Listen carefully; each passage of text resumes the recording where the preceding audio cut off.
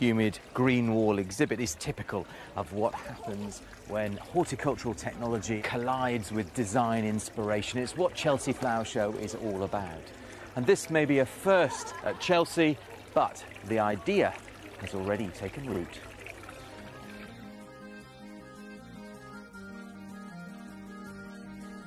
At the heart of Paris sits one of the most instantly recognisable and iconic architectural structures on the planet. What Eiffel constructed in 1889 was cutting edge, and this city has led the way in innovative design ever since. Yet at a time when modern architecture is squeezed into the smallest of spaces, it seems almost impossible to find room for a piece of urban green. But the ingenious designs of Patrick Blanc work in harmony with contemporary architecture because he simply gardens up the walls. When I was 19 years old, I did go for the first time in Malaysia and Thailand. I see that plants were growing everywhere in the forest, on the rocks, on the tree trunks, on the branches. And I wanted, when I came back to home, parents' home, to do the same. People, when they are looking at my walls, they think they are in front of something very natural and usually very tropical. It's very funny because when you are at Quai, it's only temperate plants. A lot of these plants we're more familiar seeing as ground cover. I mean, the heuchera, for instance. Ground cover, stupid. Quite unusual to see it for us, to see it growing up a wall. You never see euchera in the wild? Maybe this far off the ground. No, but in wild, you know, eucheras are growing in North America, and they're always growing on the rocks. Not all of these plants are shade-loving plants. You blend the shade-loving and the more moisture-loving with some which are really quite drought-tolerant and even drought-loving. Of course, I put at the bottom of the wall all the shade and moisture-loving plants.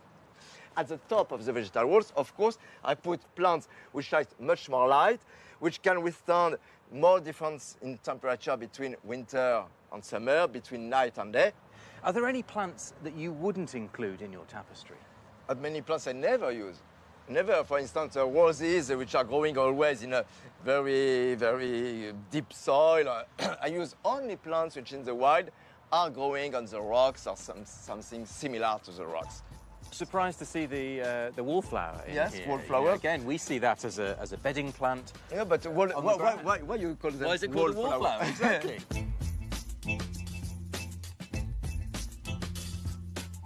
The wall is composed of a layer of rot-proof felt that provides good capillary action. This is stapled on top of a waterproof layer of PVC, and that in turn is attached to a metal framework. There isn't a bit of soil in sight. Irrigation water is enriched with a high level of nutrients and allowed to run down through the entire wall into a trough where surplus is returned to the top of the wall. How do you go about maintaining them? Quite easy to maintain. They come down exactly in the same way as they could clean the windows. And I tell them, oh, you have to cut this, you have to cut this. And so it's very, very simple, only 2 times a year. The roots of the plants don't cause any structural damage. It's when they have to search for water and food that they cause big problems. But if you give them enough water regularly, they only spread superficially and leave the wall unharmed. The wall progressively has its own way of life, and I'm invited to look at it. So you start the process, but then you allow nature to take over? Yes, yes. Tell me about Blanc-Vertical. Blanc-Vertical is a very, very interesting project because it is in the heart of the old Paris. Very small streets. Now it's a very fashionable place, but not so much life. And what is important, where you have no plants, no living things except human beings.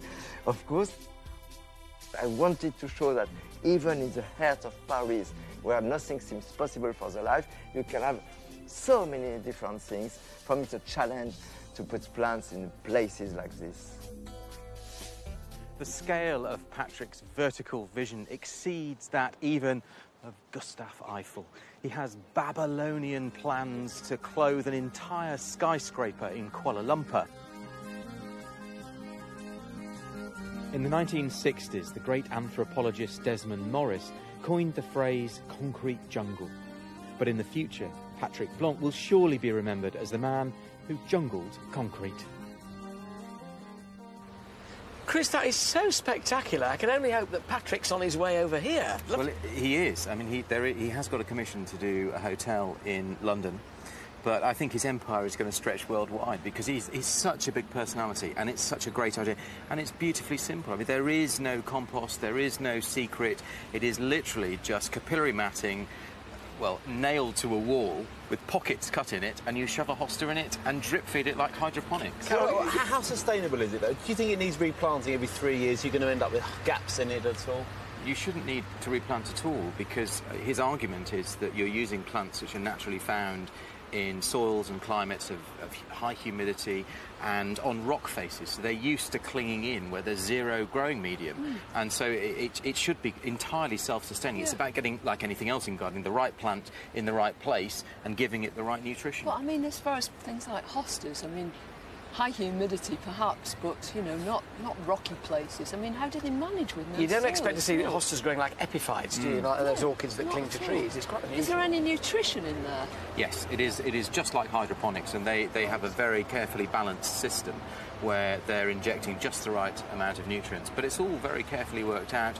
And in terms of a client, you know, if you were to have it on your home, he sets it all up for you, and you just have an extra water tank in the roof.